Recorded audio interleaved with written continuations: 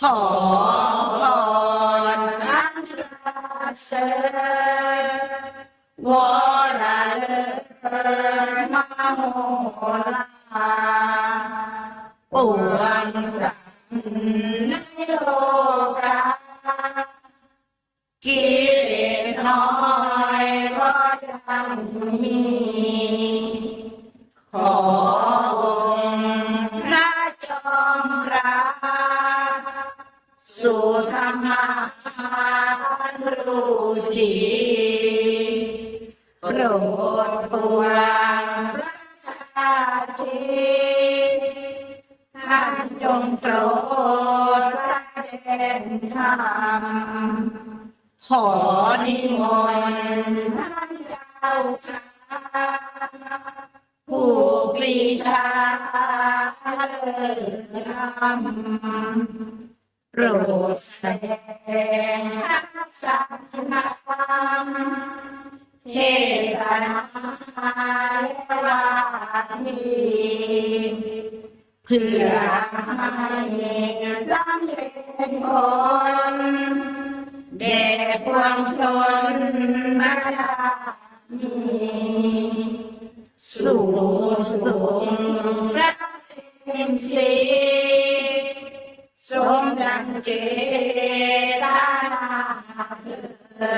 ดขอนักปฏิบัติธรรมที่เป็นห่วงทุกท่าน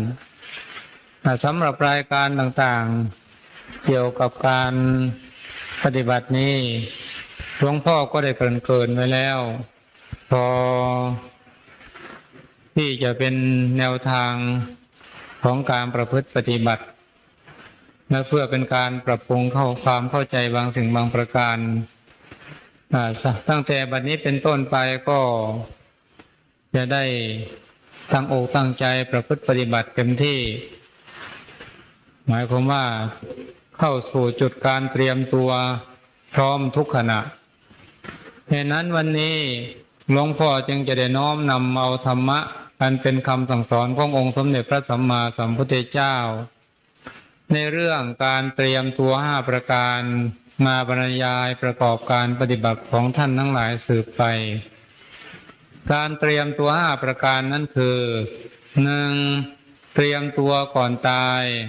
2. เตรียมกายก่อนแต่ง 3. เตรียมน้ำก่อนแล้ง 4. เตรียมแป้งก่อนไป 5. เตรียมใจก่อนสู้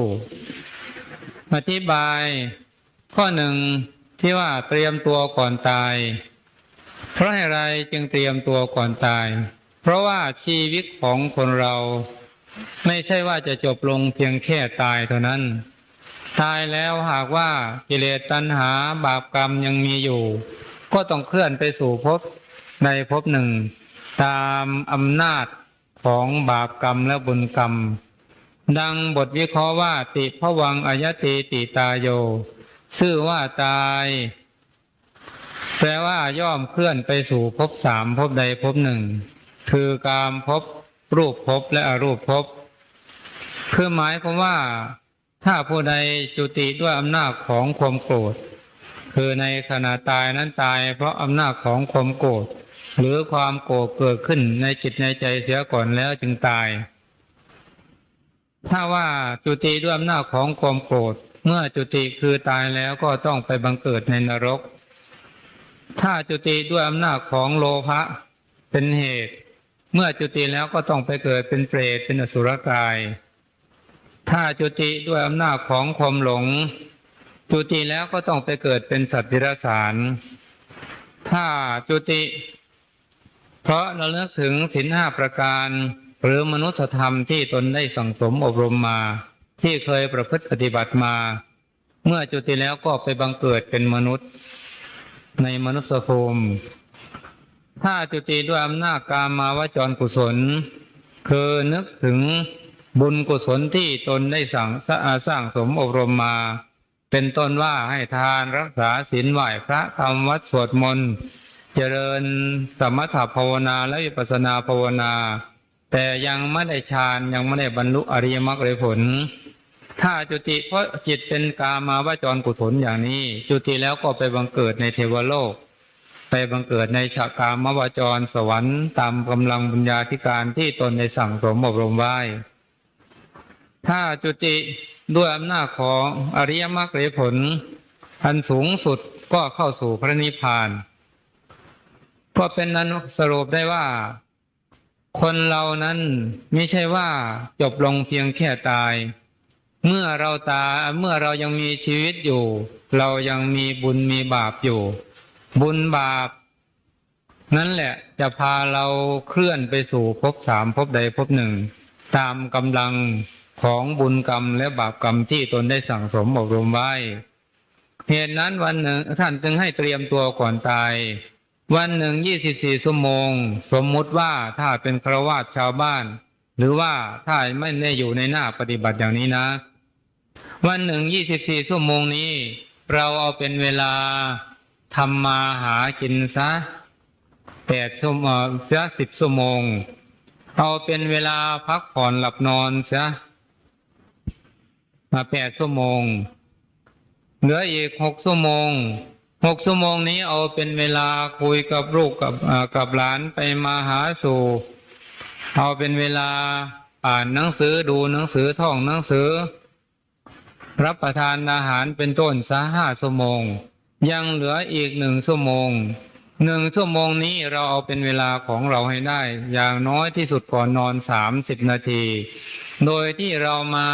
ไหว้พระทำวัดสวดมนต์นึกถึงบุญถึงกุศลที่ตนได้สร้างสมอบรมมาแล้วว่าเราเกิดมานี้ได้สร้างสมอบรมบุญกุศลไว้อย่างไรเนาะได้ทานมากน้อยแค่ไหนเพียงไรได้รักษาศีลได้ไหว้พระทำวัดสวดมนต์เจริญสมถภาวนาและวิปัสสนาภาวนาได้มากน้อยแค่ไหนเพียงไรเป็นต้นเมื่อนึกถึงบุญถึงกุศลของตนเสร็จแล้วจึงค่อยนอนอย่างนี้ท่านเรียกว่าเตรียมตัวก่อนตายเมื่อถึงคราวตายบุญกุศลทั้งหลายที่เราได้สั่งสมอบรมไว้จะมาปรากฏเป็นกรรมบ้างมาปรากฏเป็นกรรมนิมิตบ้างมาปรากฏเป็นคตินิมิตบ้างจิตของเราก็จะไปยึดเมื่อไปยึดก็ตายลงไปคือเมื่อไปยึดก็ดับลงไปคือตายลงไปเมื่อตายแล้วก็ไปบังเกิดในสุคติตามบุญญาธิการที่ตนได้สั่งสมอบรมไว้อุปมาเหมือนกันกับเราหัดว่ายน้ำว่ายชำนิชำนาญเมื่อเรือล่มเราก็สามารถว่ายเข้าฝั่งได้ไม่จมน้ำตายแต่ถ้าว่าเราไม่เคยระลึกถึงบุญถึงกุศลที่ตนได้สั่งสมอบรมไว้เลยเมื่อถึงคราวตายแล้วจึงจะมาระลึกมันก็ระลึกไม่ได้เพราะเหตุไรเพราะว่า1ทุกขเวทนาเข้าครอบงำ2ไม่อยากตาย3ห่วงพ่อแม่พี่น้องปู่ย่าตายายญาติมิตรผู้อยู่ข้างหลังตลอดถึงทรัพย์สมบัติเมื่อเป็นเช่นนี้เราก็ระลึกถึงบุญกุศลของเราไม่ได้เมื่อระลึกไม่ได้บาปกรรมที่เรา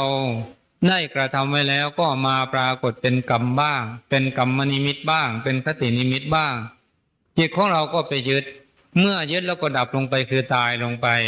เมื่อตายแล้วก็ไปสู่อบายภูมิคือไปตกนรกบ้างไปบังเกิดในนรกบ้างไปเกิดเป็นเปรตบ้างเป็นอสุรกายบ้างไปเกิดเป็นสัตว์เดรัจฉานบ้างเหตุนั้นท่านจึงให้เตรียมตัวก่อนความตายจะมาถึงดังที่ท่านได้กล่าวไว้ว่ารีบเตรียมสร้างทางไว้หวังกุศลตัวสุขส่งเสริมผลเพิ่มให้ก่อนแต่มฤตยูดลปิดชีพเชียวนาตายพรากจากโลกนี้สู่ดาวแดนเกษม2เตรียมกายก่อนแต่งคำว่าเตรียมกายก่อนแต่งนี้ก็แบ่งเป็น2 ประการคือ1การแต่งกายภายนอกการแต่งกายภายนอกนี้เราก็แต่งตามประเพณีที่เขานิยมกันอันนี้หลวงพ่อจักไม่บรรยายจะบรรยายเฉพาะในแนวของธรรมะล้วนๆเท่านั้น2แต่งกายภายในแต่งกายภายในนี้ได้แก่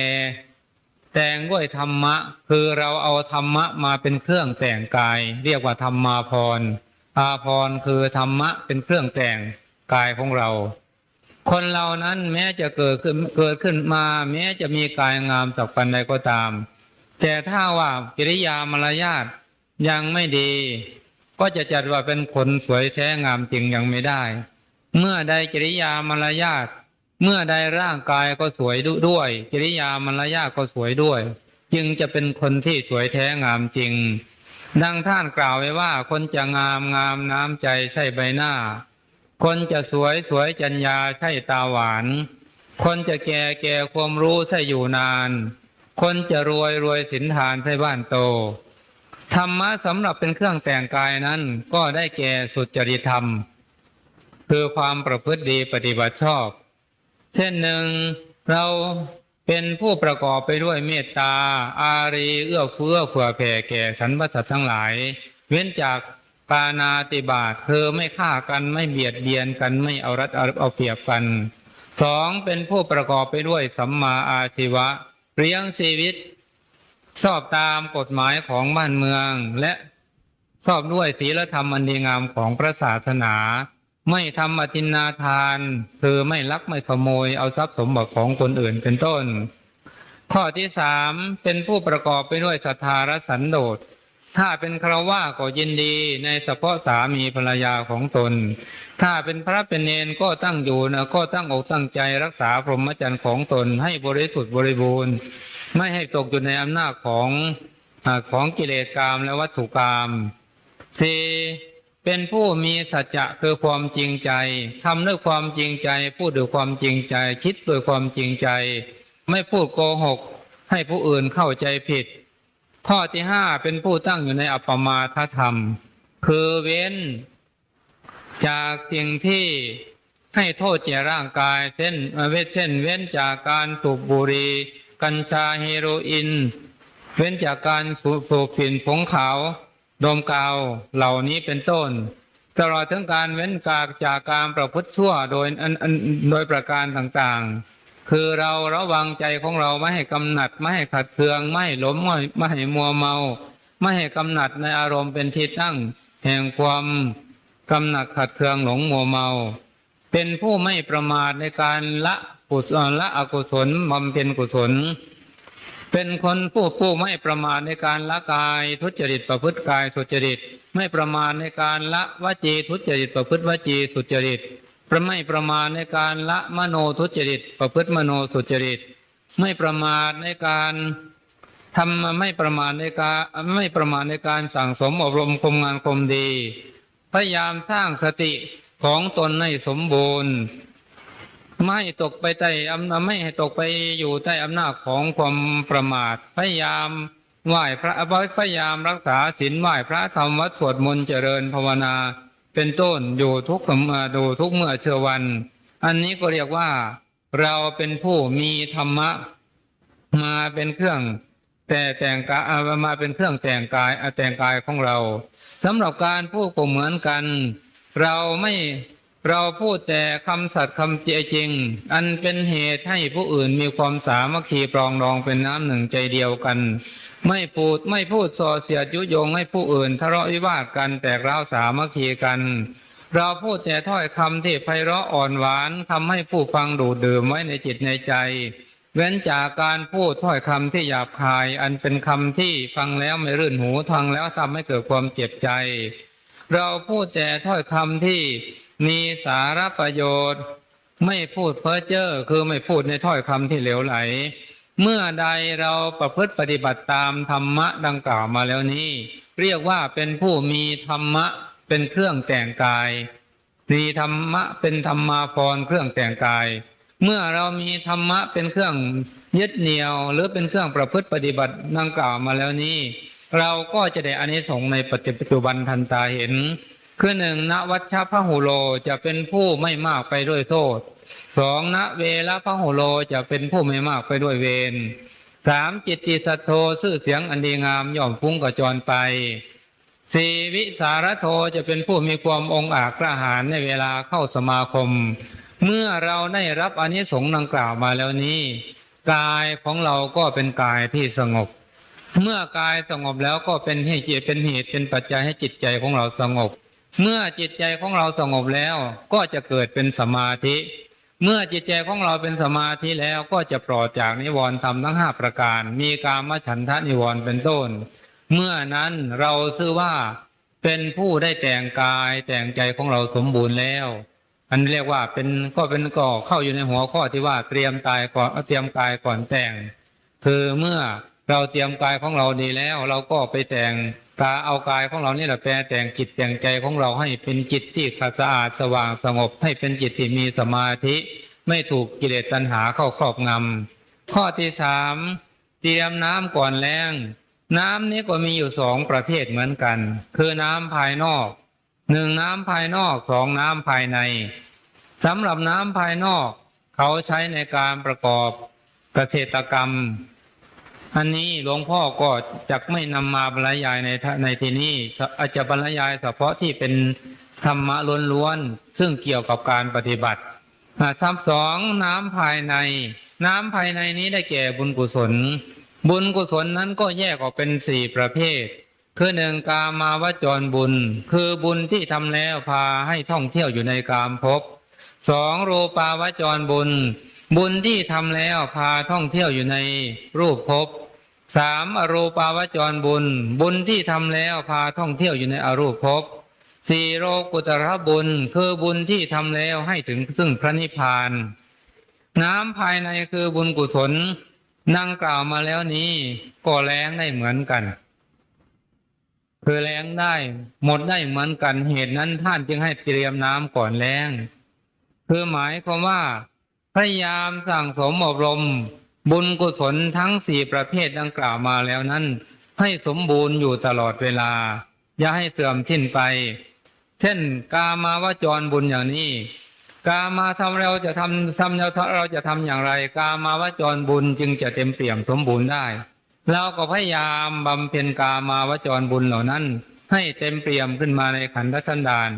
แล้วก็พยายามรักษากามาวจรบุญนั้นให้คงอยู่ให้เต็มอยู่ตลอดเวลาเหมือนกันกับเรารักษาน้ำที่เราตักไว้ในตุ่มแล้วให้เต็มอยู่ตลอดกาลสองรูปาวจรบุญคือบุญที่ทำแล้วพาไปบังเกิดในรูปภพสองอรูปาวจรบุญคือบุญที่ทำแล้วพาไปเกิดบังเกิดในอรูปภพ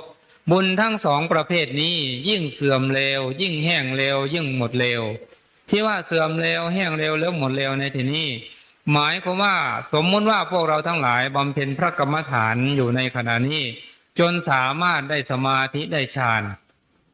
เมื่อเราได้สมาธิได้ฌานแล้วเราไม่รักษาไว้ไม่พยายามเข้าสมาธิไม่พยายามเข้าฌานไม่สังวรไม่สำรวมไม่ระวังปล่อยจิตปล่อยใจให้ไปตามอำนาจของรูปเสียงกลิ่นรสสัมผัสปล่อยจิตปล่อยใจให้เป็นไปตามอำนาจของอิทธารมณ์และอนิทธารมณ์เมื่อใดเราขาดสังวรความสังวรและสำรวมระวังอย่างนี้ฌานของเราก็เสื่อมคือเมื่อก่อนโน้นเราสามารถเข้าสมาธิได้สามารถเข้าสมาธิทั้งที่เป็นรูปฌานสี่ถ้าสามารถเข้าสมาธิทั้งที่เป็นอรูปฌานสี่อย่างไรอย่างหนึ่งเราสามารถเข้าได้แต่เมื่อเราประมาทดังกล่าวมาแล้วนี้ก็ไม่สามารถที่จะเข้าฌานได้เหตุนั้นเมื่อเราได้สมาธิได้ฌานแล้วก็พยายามรักษาฌานนั้นไว้อย่าให้เสื่อมก็เรียกว่าเตรียมน้ำก่อนแล้งเหมือนกันสี่โลกุตระบุญโลกุตระบุญนี้ก็น้อยลงไปเหี่ยวก็น้อยลงไปหมดลงไปได้เหมือนกันสมมติว่าเราได้สั่งสมอบรมบารมีมาแต่พบก่อนชาติก่อนสามารถที่จะได้บรรลุหรือได้สำเร็จเป็นพระอรหันต์อย่างนี้แต่เราไม่รีบบำเพ็ญเราเสียในขณะที่ยังเป็นหนุ่มในขณะที่ยังหนุ่มยังแน่นยังอยู่ในปฐมวัยเมื่อเราแก่แล้วจึงจะมาบำเพ็ญแทนที่จะได้สำเร็จเป็นพระอรหันต์อย่างมากก็ได้สำเร็จเป็นพระโสดาบันเท่านั้นหรือมิฉะนั้นก็ไม่สามารถที่จะสำเร็จเลยเพราะอะไรเพราะว่าคนเฒ่าคนแก่สติสัมปชัญญะไม่สมบูรณ์สติฟั่นเฟือนกำหนดบทพระกรรมฐานก็ไม่ได้ก็ไม่ได้โดยสมบูรณ์เหตุนั้นบุญกุศลที่เราสั่งสมอบรมไว้สมควรได้บรรลุเป็นพระอรหันต์แต่ถึงคราวแก่อายุถึง70-80แล้วจึงจะมาเจริญพระกรรมฐานก็ไม่สามารถบรรลุเป็นพระอรหันต์ได้อย่างมากที่สุดก็ได้สำเร็จเป็นพระโสดาบันเท่านั้นหรือบางท่านหรือว่าถ้าว่าเราในบำเพ็ญในขณะที่ยังเป็นหนุ่มยังเป็นวัยกลางคนอย่างนี้ ก็สามารถที่จะได้บรรลุเป็นพระอนาคามี ถ้าแก่ขึ้นไปหน่อยจึงมาบำเพ็ญก็สำเร็จเพียงสวกิทาคามี เมื่อแก่ถึงที่แล้วจึงจะมาบำเพ็ญก็ให้สำเร็จเพียงโสดาบันเท่านั้นหรือหากว่าแก่จนสติฟั่นเฟือนแล้วจึงมาบำเพ็ญก็ไม่สามารถที่จะบรรลุเป็นพระอรหันตมรรคอรหัตผลได้เลยเหตุนั้นเป็นนันสรุปได้ว่าบุญกุศลทั้งหลายทั้งปวงทั้งที่เป็นกามวจรบุญก็ดีรูปาวจรบุญก็ดีอรูปาวจรบุญก็ดีโลกุตระบุญก็ดี มีโอกาสเสื่อมคุณภาพได้หมดไปได้เหมือนกันเหตุนั้นท่านจึงให้เตรียมน้ำฝนแล้งดังที่ท่านกล่าวไว้ว่าอันบุญกรรมทำไว้ทีละน้อยแต่ทำบ่อยค่อยเพิ่มเติมกุศลเหมือนตุ่มน้ำเปิดหงายรับสายชนย่อมเต็มล้นเหมือนอุทกที่ตกลงอันนี้เป็นประการที่สองประการที่สี่เตรียมแบ่งก่อนไป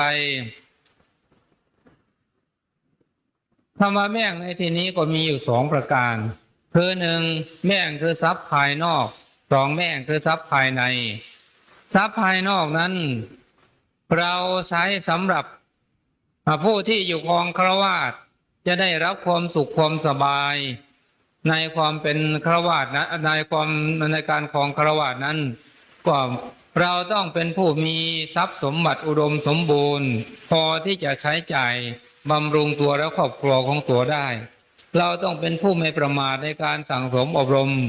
เราต้องเป็นผู้ไม่ประมาทในการแสวงหาทรัพย์สมบัติและเมื่อเรามีทรัพย์สมบัติแล้ว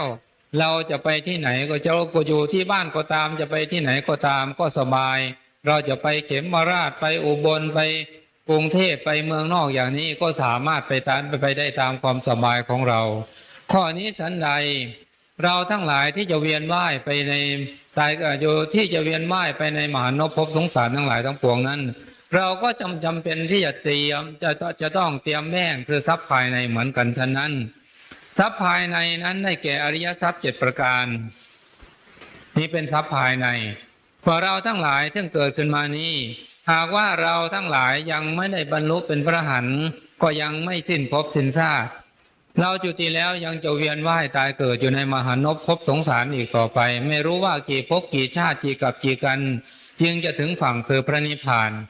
เหตุนั้นองค์สมเด็จพระบรมศาสดาจารย์ผู้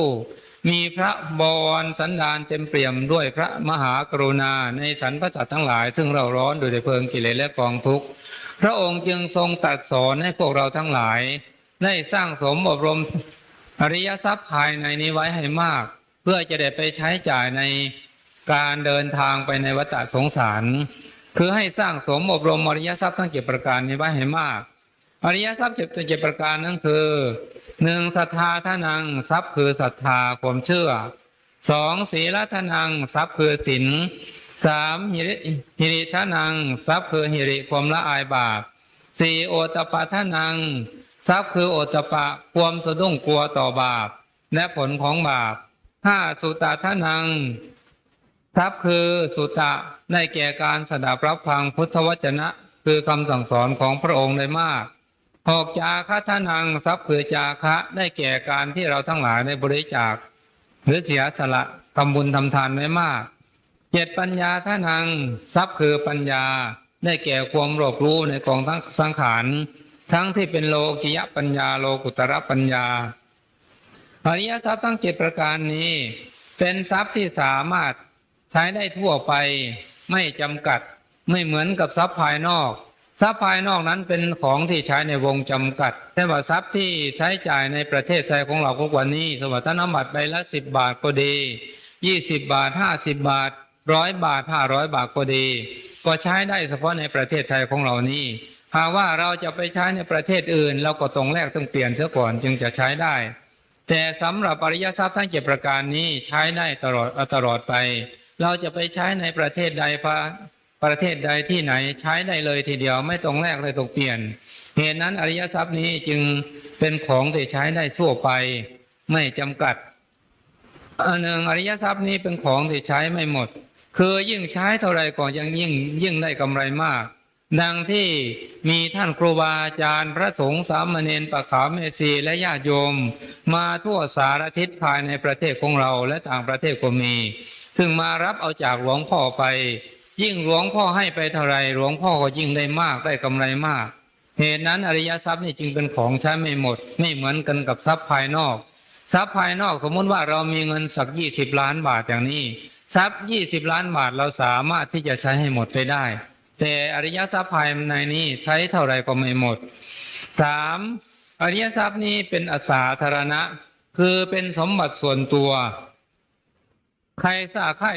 ร้างสมบรมไว้ก็เป็นสมบัติของผู้นั้นโจรจะมาลักเอาก็ไม่ได้ไฟก็ไม่ไหม้น้ำก็ไม่ท่วม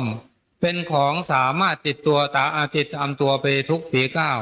ฉายายวะดุจเงาติดตามตัวตายแล้วไปเกิดในภพใหม่ชาติใหม่ยังสามารถติดตามไปในภพที่ตนเกิดแล้วก็เป็นทรัพย์ที่สามารถให้สำเร็จความประสงค์ทุกอย่างเทวดาและมนุษย์ปรารถนาสิ่งใดๆสามารถได้สิ่งนั้นสมกับความมุ่งมั่นปรารถนาก็เพราะอาศัยอริยทรัพย์ทั้ง7ประการนี้อันหนึ่งอริยทรัพย์ทั้ง7ประการนี้เป็นของแน่นอนที่จะนำไปสู่สุคติเพื่อหมายความว่า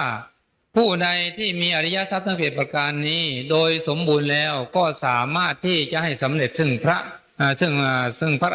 ำเร็จซึ่งพระอรหันต์ถ้ามี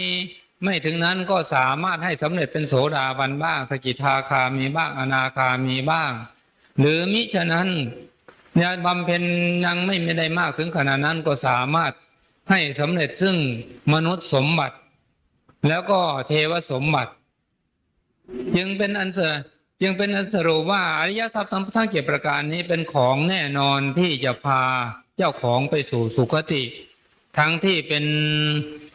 สุคติโลกมนุษย์ตลอดถึงพรหมโลกและพระนิพพานดังตัวอย่างสุปพุทธกุฏิเป็นต้นคือสุปพุทธกุฏินี้เขาเป็นคนที่ยากจนคนแค้นอนาถาหากินด้วยการขอหาเลี้ยงปากเลี้ยงท้องด้วยการขอทานมีหนำซ้ำเป็นโรคเรื้อนในกายวันหนึ่งได้ไปฟังธรรมขององค์สมเด็จพระสัมมาสัมพุทธเจ้านั่งอยู่ไกลๆโน้นไม่กล้าเข้ามาใกล้จึงคนอื่นเขาจะรังเกียจเมื่อฟังธรรมไปก็ส่งจิตส่งใจไปตามกระแสพระธรรมเทศนา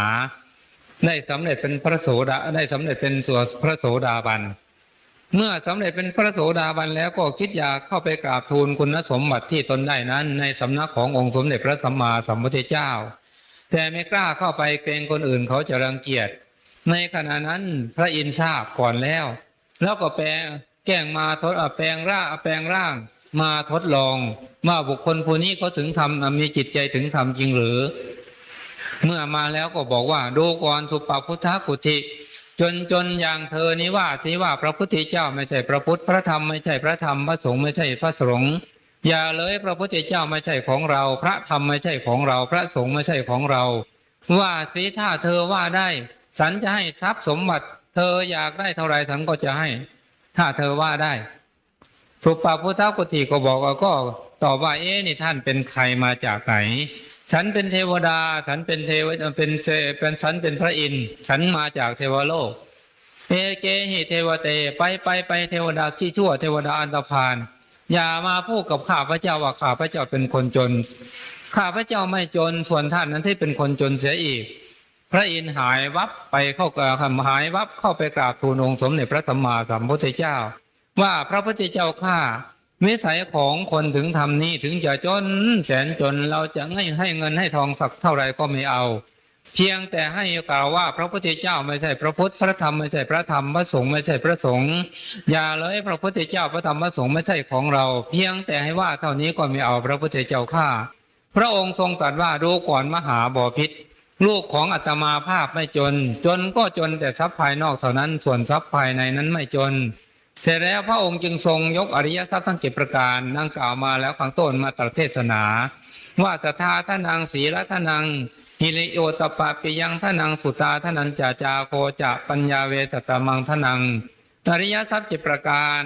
ทรัพย์คือศรัทธาทรัพย์คือศีลทรัพย์คือหิริทรัพย์คือโอตตปะทรัพย์คือสุตตะทรัพย์คือจาคะทรัพย์คือปัญญา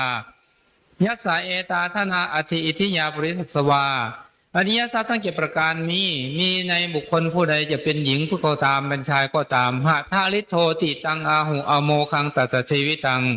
ชีวิตของบุคคลนั้นไม่เปล่าจากประโยชน์เลยเป็นคนร่ำรวยที่สุดคือร่ำรวยทรัพย์ภายในเหตุนั้นผู้ใดเหตุนั้นอริยทรัพย์ทั้ง7ประการนี้จึงถือเป็นข้อวัดปฏิบัติมาจนตราบเท่าถึงทุกวันนี้เหตุนั้นแหละท่านนักปฏิบัติธรรมทั้งหลายการที่เราทั้งหลายมาพากันมาประพฤติปฏิบัติธรรมอยู่ทุกเมื่อทุกวันนี้ก็เราทั้งหลายมาเตรียมแบ่งก่อนไปคือเราเตรียมสร้างสมอบรมอริยทรัพย์ให้สมบูรณ์ในขันธสันดานของเราเพื่อเราทั้งหลายจะนำไปใช้ในวัฏฏะสงสารต่อไปจนกว่าเราจะถึงฝั่งคือพระอมตะมหานฤพานแต่ถ้าว่าท่านผู้ใดไม่ประมาทสามารถสั่งสมอบรมอริยทรัพย์ทั้ง7ประการให้สมบูรณ์ในขันธสันดานท่านทั้งหลายก็สามารถที่จะได้บรรลุเป็นพระโสดาบันพระสกิทาคามีพระอนาคามีได้สำเร็จเป็นพระอรหันต์ถึงฝั่งคือพระอมตะมหานฤพานในภพนี้ชาตินี้จุติแล้วก็ไม่เวียนว่ายตายเกิดไปในมหานพภพสงสารอีกต่อไปก็เข้าสู่พระนิพพานพ้นจากชาติกันดารชรากันดารพยาธิกันดารและมรณะกันดารเหตุนั้นท่านนักปฏิบัติธรรมทั้งหลายที่เรามีโอกาสได้มาประพฤติปฏิบัติธรรมในขณะนี้ก็ถือว่าเรามีบุญล้นฟ้าล้นดินที่ได้มีโอกาสสั่งสมอบรมอริยทรัพย์ทั้ง7ประการก็ขอให้ท่านทั้งหลายเป็นผู้ถึงพร้อมด้วยความไม่ประมาทพยายามสั่งสมอบรมอริยทรัพย์ทั้ง7ประการนี้ให้สมบูรณ์ในขันธสันดานเมื่อใดเราสั่งสมอบรมให้สมบูรณ์แล้วเราอาจจะได้บรรลุเป็นพระอรหันต์ในภพนี้ชาตินี้เมื่อบรรลุเป็นพระอรหันต์แล้วก็เป็นนั้นว่าเราพ้นแล้วจากสังสารวัฏเราสามารถหักกองกรรมของสารวัฏได้สิ้นแล้วสามารถตัดตัณหาอันเป็นนายพาก่อภพก่อชาติอีกต่อไปได้แล้วเราจะไม่เวียนว่ายตายเกิดในมหานพภพสงสารอีกต่อไปประการที่5เตรียมใจก่อนสู้เพราะอะไรจึงว่าเตรียมใจก่อนสู้เพราะว่าชีวิตของเรานี่เต็มไปด้วยการต่อสู้กับอะไรคือเราต้องมีการทำงานมีการศึกษาเป็นต้นผู้ทำการทำงานผู้ศึกษาก็ต้องต่อสู้กับธรรมเสียต่อสู้กับธรรมชาติเช่นว่าต่อสู้กับฝนบ้างต่อสู้กับแดดบ้างต่อสู้กับความร้อนต่อสู้กับความหนาวต่อสู้กับความหิวความกระหาย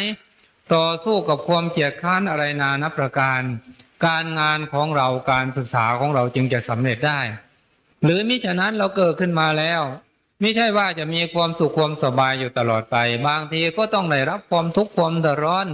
เจ็บนั้นปวดนี้อยู่ตลอดเวลาเราก็ต้องต่อสู้กับทุกขเวทนาที่เกิดขึ้นกับตัวของเรา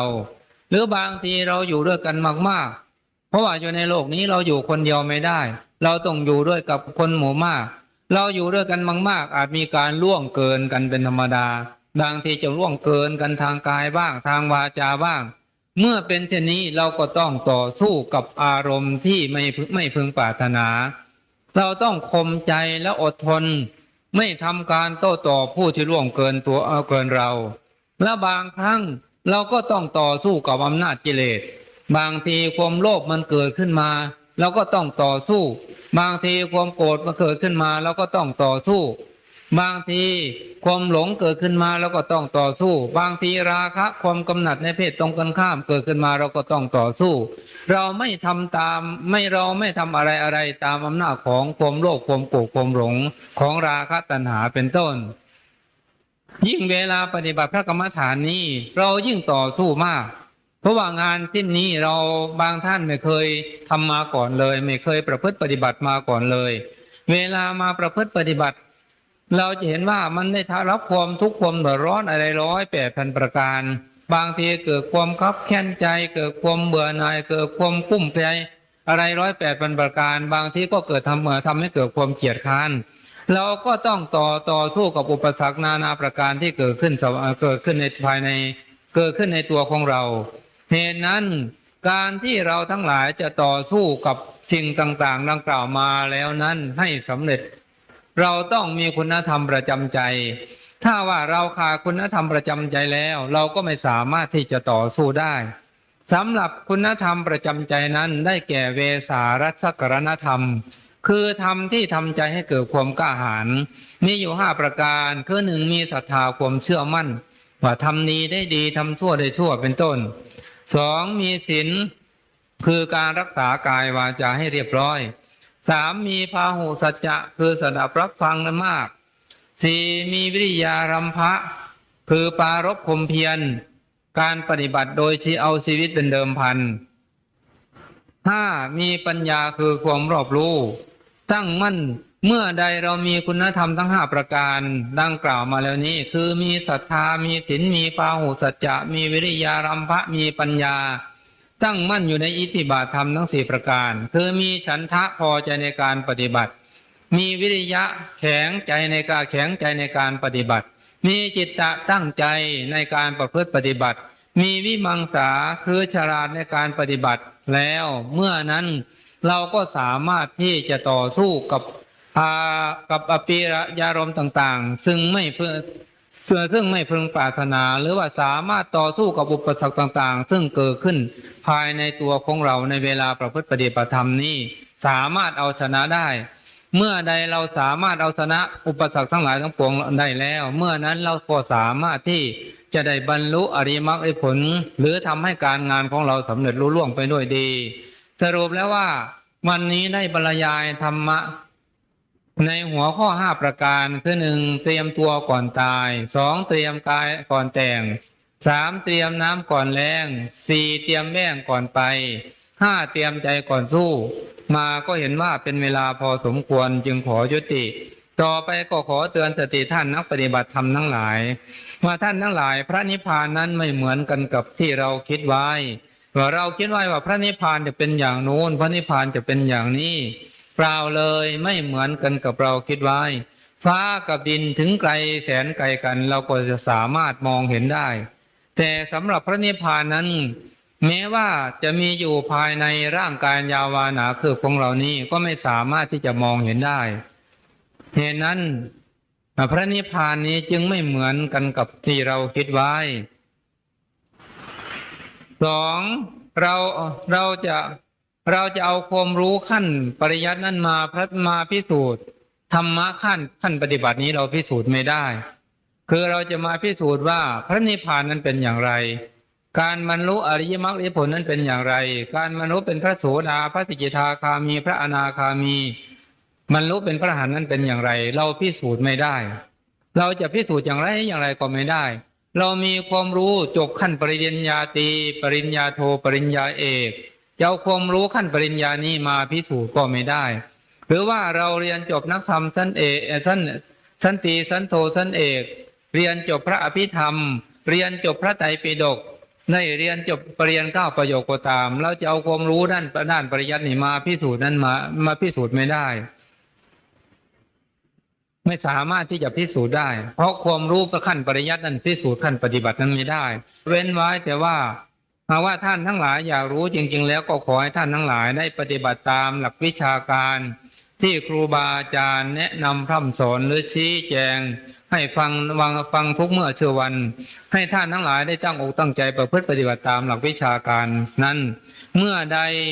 ท่านทั้งหลายตั้งอกตั้งใจประพฤติปฏิบัติตามหลักวิชาการดังกล่าวมาแล้วเราก็สามารถที่จะรู้ได้ดังที่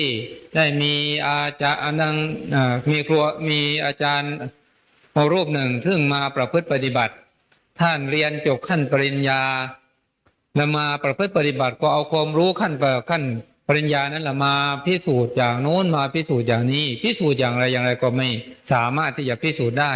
จนหลวงพ่อได้เตือนว่าคุณจะเอาความรู้ด้านขั้นปริยัติมา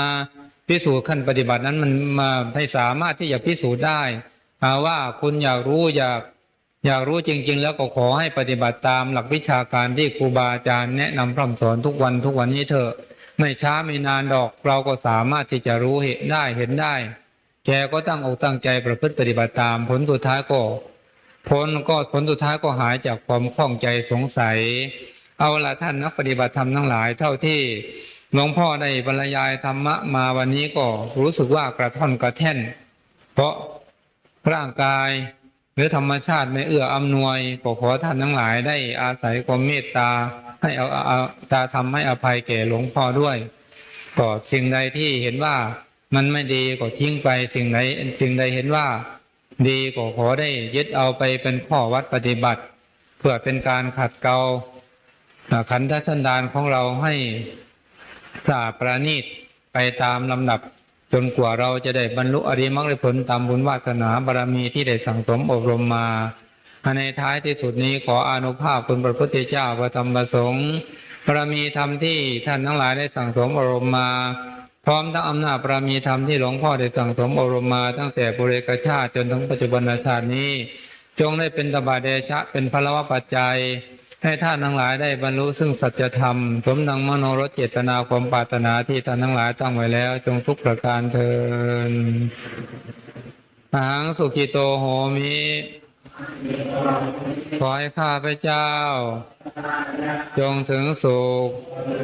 นิราชทุกข์ไม่มีเวรไม่มีภัยไม่มีความเบียดเบียนไม่มีความเดือดร้อนไม่มีความลำบาก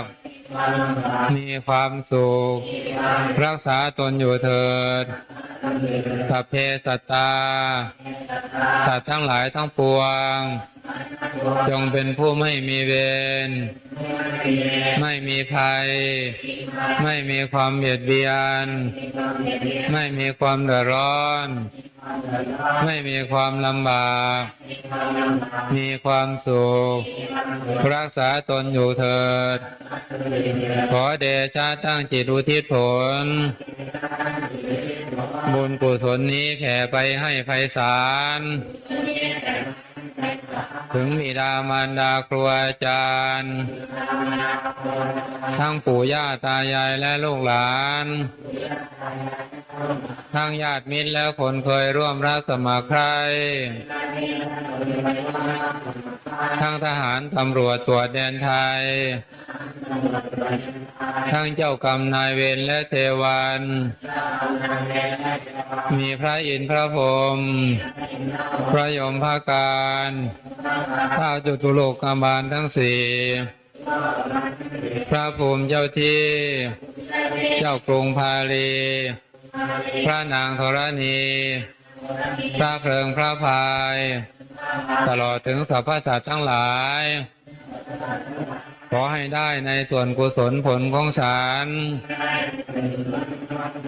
สำหรับเราท่านทั้งหลายที่หมั่นปฏิบัติวิปัสสนาขอให้พาได้พบประสบสีได้บรรลุมรรคผลนิพพานของญาณมุนีในชาตินี้มีผลทุกคนเทอญ